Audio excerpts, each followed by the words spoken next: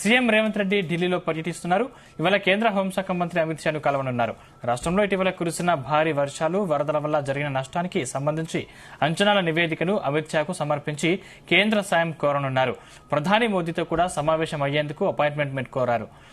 ఇతర కేంద్ర మంత్రుల్ని కూడా కలిసి రాష్ట్రానికి అవసరమైన సహకారాన్ని కోరనున్నట్లు కాంగ్రెస్ వర్గాలు తెలిపాయి.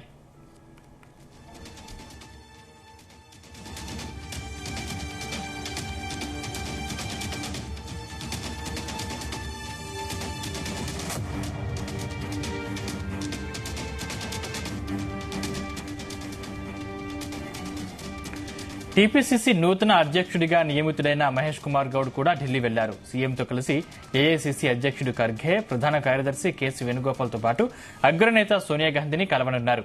తనను పీసీసీ చీఫ్ గా నియమించినందుకు కృతజ్ఞతలు తెలపనున్నారు మహేష్ కుమార్ గౌడ్. కాగా కాంగ్రెస్ తో చేరిన బీఆర్ఎస్ ఎమ్మెల్యేలపై 4 వారాల్లో నిర్ణయం తీసుకోవాలనే హైకోర్టు తీర్పు అంశాన్ని అధిష్టానం దృష్టికి సాలున్నాయి.